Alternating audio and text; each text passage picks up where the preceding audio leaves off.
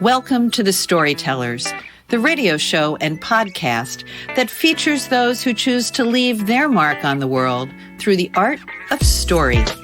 I'm your host, Grace Sammon. I look forward to our time together today. Now, let's meet our storyteller. Welcome to episode 79 of the Storytellers with Lisa Rosenberg and Embers on the Wind. Lisa is an author. She's a psychotherapist specializing in developmental trauma and racial identity. She's also a former ballet dancer. Her debut novel, which came out in August, Embers on the Wind, is breathtaking. It is about a 19-some-odd year Airbnb that used to be the place for the Underground Railroad. It's beautifully written. It's a compelling novel. And I am so excited to welcome Lisa Rosenberg to the Storyteller's microphone. Hi, Grace. Thank you so much for having me. It's a pleasure to be here. Well, Lisa, as you know, I'm reading your book. I find it so compelling. I love the way you handle dual timeline and the very, very different lives of women on a continuum of years and years and generations and generations. So tell us about Embers on the Wind. Okay, so Embers on the Wind, the main character is really a house. It's the story of a 21st century Airbnb that was a former stop on the Underground Railroad where freedom-seeking, formerly enslaved African Americans would hide in the root cellar on the property on their way to Canada. And the home was owned by abolitionists who were, what's known as conductors or helpers along the way. And this novel is set, most of it's set in the 21st or 20th century. And it's the story of modern day Black women who are, for one reason or another, drawn back to this house. A big section of it is set in 1850 when the original freedom seekers stopped in this house and for a few different reasons perished on the grounds. Their spirits now haunt the house and they interact with the modern women who arrive there. So it's really a series of interlinked stories featuring this house and women who are either, come to the home, have a seance trying to find answers about their ancestors, or they are vacationing there. A young woman and her husband get away from their Park Slope life and busy medical practices to have a nice Memorial Day vacation there and interacting with ghosts who make them see themselves in a different kind of way, leads the vacation not to go the way one would want to. But I'm trying to think of if there is a particular, it's about, hold on, I'm looking for my, it's about the notion of freedom. And what this house represented back in the day was a stopping place and hope. And if you'd made it to Massachusetts, which was a free state, but because of the Fugitive Slave Act, if you were caught, and there were paddy rollers, patrollers, slave catchers in the area in the 1850s, when the two young women hide there, they would have been taken straight back.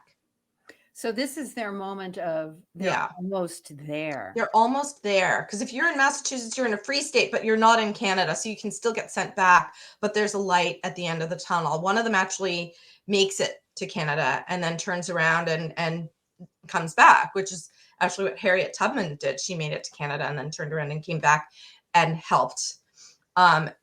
So let's talk about the inspiration for this. Sure. This is a very real house that you know personally. Absolutely. So this house is based on my father-in-law and stepmother-in-law's summer home in the Berkshires. It was a beautiful former farmhouse, and it was a stop on the Underground Railroad. In the center of the property was a root cellar, and that's where escaped formerly enslaved African Americans hid. on their way to Canada. The legend is that a woman, freedom seeker, came into the house, was brought into the house for some reason and died there. And the legend was also that her spirit haunted the house. And I used to think about her all the time because, as you know, my husband is white, as is his family. I'm not, though my mother is, and she came to visit us there too. But I thought of myself and wondered whether or not I was the first African American woman that this spirit, this spirit who was a freedom seeking, formerly enslaved person, had met. And what would she think of me? So I used to go downstairs. I'm a night owl. So I used to creep down the stairs to the part of the house. And in my book, Whitaker House has a big, fancy renovated section with a Sub-Zero, appliances and all that, and a section of the house with the birthing room and the library and the old floorboards that creak and make the same sounds that they've been making for 225 years. The house was really like that. There was the renovated section, and then there was the old, we would call it the old part of the house. And it did have a birthing room and ancient wood and wrought iron fixtures and things like that. And I would walk into that part and I would sit in the library and, be there for her to find, and call to her if I could. But of course I never met the spirit. I never saw any signs of that, but I used to wonder, what would she think of me? And I know I can open a history book and I can imagine what life was like to her. But Wow. what would she So think? I love that. Yeah. I love that nugget of inspiration. Now, Mhm. in your own work as a psychotherapist, you work a lot Sure. on racial identity. Can you talk a little bit about that? Because it sounds like we're there Mhm. in your book. Absolutely. Okay, so what does it mean to have this whole history of Africanness behind you, and to have this role in the world where you are chattel? You're there for servitude. You're there for the economy, but you'll never benefit from it. And that's kind of our legacy. And in Embers on the Wind, I feature African Americans who see something bigger and something different and recognize their own humanity and are willing to face death to get there. At this and I wanted to contrast that with the meaning of class. So the most of the, well, I won't say most, but um, some of the main characters are affluent, educated Black women in 2018 and 2019 who have business degrees, medical degrees, and are financially secure. And yet that legacy is still part of them. There's still a concern. For example, Galen is, an upper class young mom with postpartum depression, and her child, Olivia, is very light skinned because her husband is white. And she knows that she's going to be criticized if the baby doesn't look healthy or doesn't look right, if she's not neat. Galen's hair is always perfect. Her clothes are always perfect. She has the highest end, baby equipment and things like that. And yet there is a visual separation between her and her child that someone could decide, oh, that baby's too light. That baby's not yours.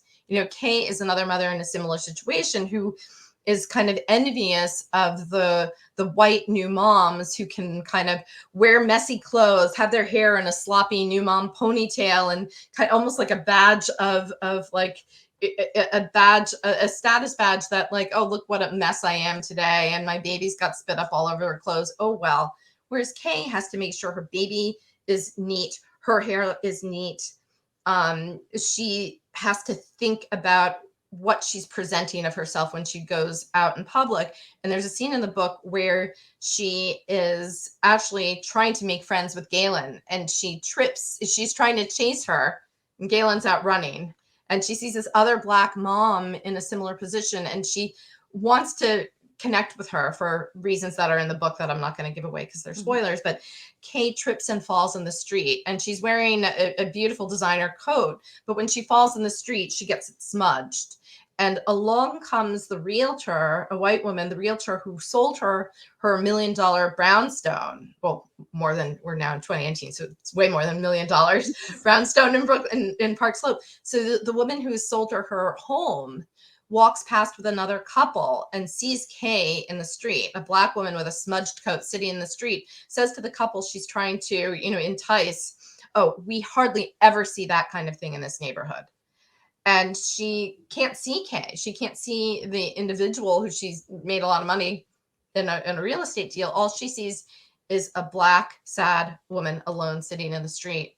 And all the, the 200 years of, whatever, was all the gains we've made since slavery, all gone, just a smudge. And I so, think, yeah. I think that as a white woman, Mhm. that's something obviously I can't, I can hear it and I can Yeah. feel it, but I can't appreciate it, obviously, because that's not my cultural Mhm. background. When I hear you talk, I think about parent tapes too. So it's Mm. not just the cultural tape, right? It's Yeah. whatever our own individual culture or parenting has taught Mm. us to be, so Mm. there's that combined. I'm wondering about the different backgrounds of some of your Sure. Black Mhm. characters as well. Do they bring not only their cultural experience, but also a family experience that has set them up differently? So they do, you don't get any of Galen's family because that's just not in the book. And Kay is sort of this legacy where she doesn't know that she's been adopted by a very poor young teenager who not that's her birth mother. She didn't adopt her, but the sort of, she has a line where she's also been raised by a middle class family, and I always think, I grew up in Manhattan, so I always think of kind of like, hardworking, dad is, works in a school, mom is a social worker, they live in Mitchell-Lama housing. And I don't know if that means that it's not subsidized, but it's also sort of subsidized. It's complicated, but it's very middle class. And she has a line where she's able to arrange her work schedule. She's an entrepreneur with a hair care business angle, and she can arrange her schedule around her children's schedules. So there's the line where she says, to be taken for granted by one's kids is a privilege that her middle class parents couldn't rely on. She knows that she has enough money so that her kids can kind of snap, and she'll say she'll be there. So there is sort of that. But I was going to say, you're talking about different backgrounds.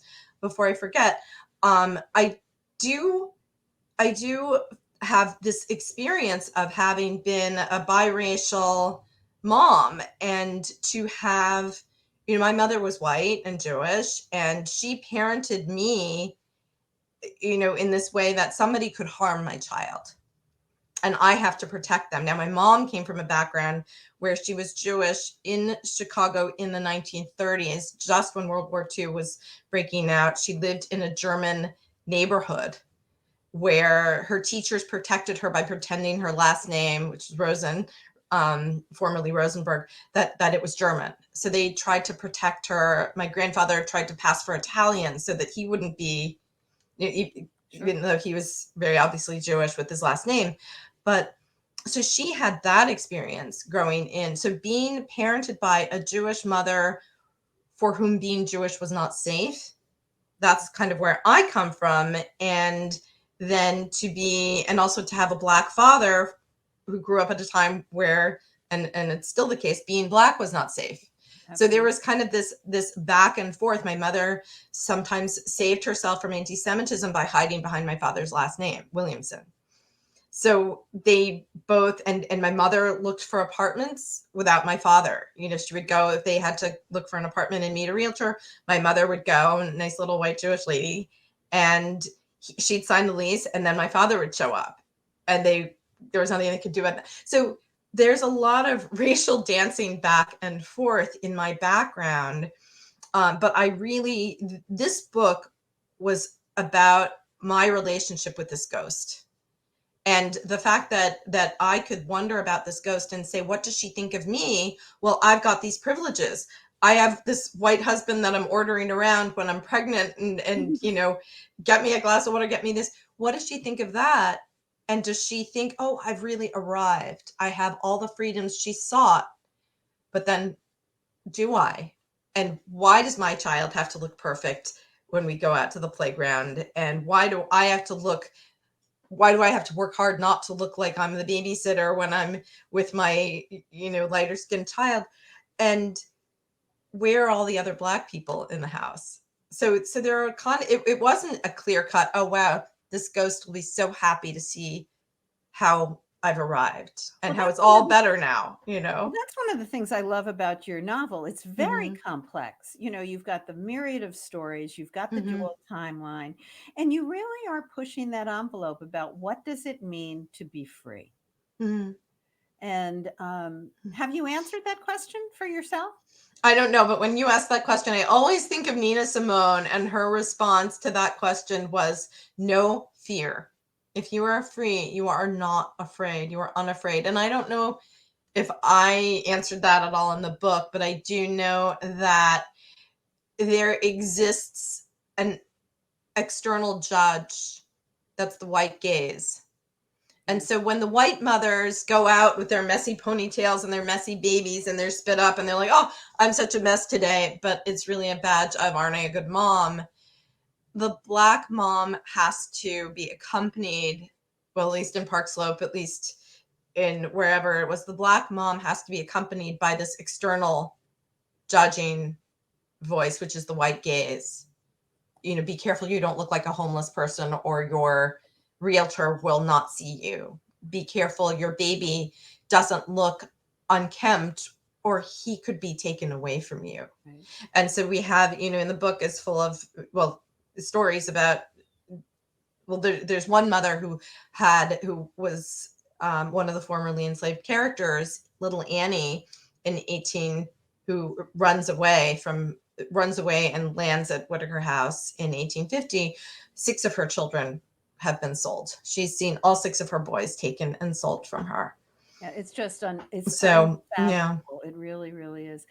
And yet it isn't unfathomable. It isn't unfathomable to these upper class Black mothers who happen to have biracial children who could be taken away from them if they're not careful. It's not that far away. So that was what I was demonstrating, that voice, and they may not be able to identify the voice as this old judgment and assumption that a Black mother doesn't have full possession of her own children.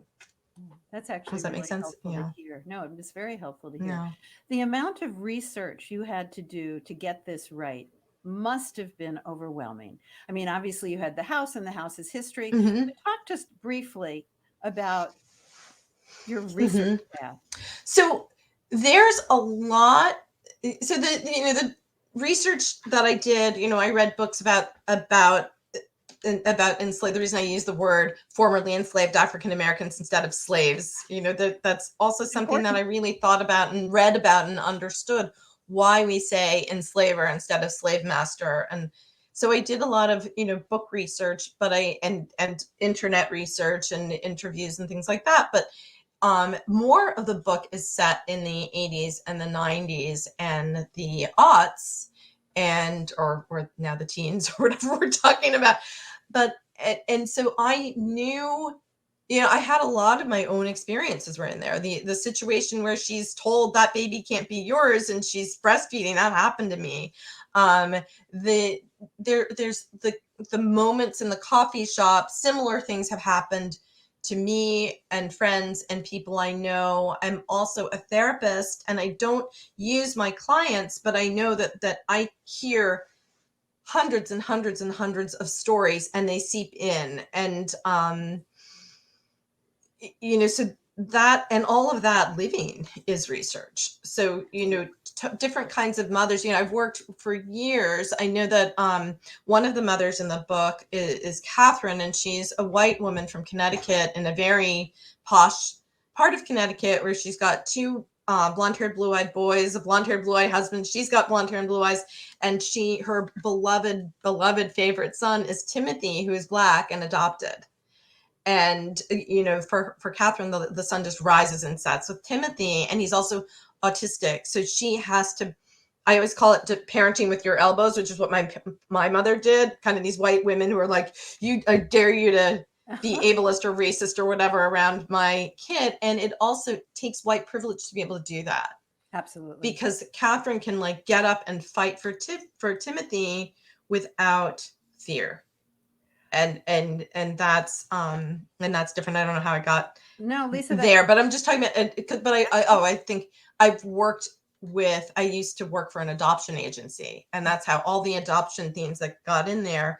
I worked as the adoption case worker for families adopting children for 3 years, and that was its own education. So the adoption experience, that and the fact that everybody thought I was adopted when I went places with my mother. Anyway, but it's so Lisa, that's research. Yeah. I'm so excited that you spent time with us. Your novel is fabulous. Embers on the Wind. Our time is amazingly up already. I want to thank you not only for your important novel and a really good read, but also I think the opportunity to very comfortably talk about white privilege and racial identity. And that's a very refreshing opportunity to be able to have a meaningful cultural exchange with you. So thank you for that as well. Thank you. And it was such a pleasure to be here and to talk to you. Thanks so much for being on the Storytellers. This has been a copyrighted episode of the Storytellers by Grace Sammon and Authors on the Air, Global Radio Network. That concludes this episode of the Storytellers. I'm so glad you could be part of the story today. I hope you share the stories, tell your own, and come back for another episode, because when our stories are told, everything changes. I'm Grace Sammon.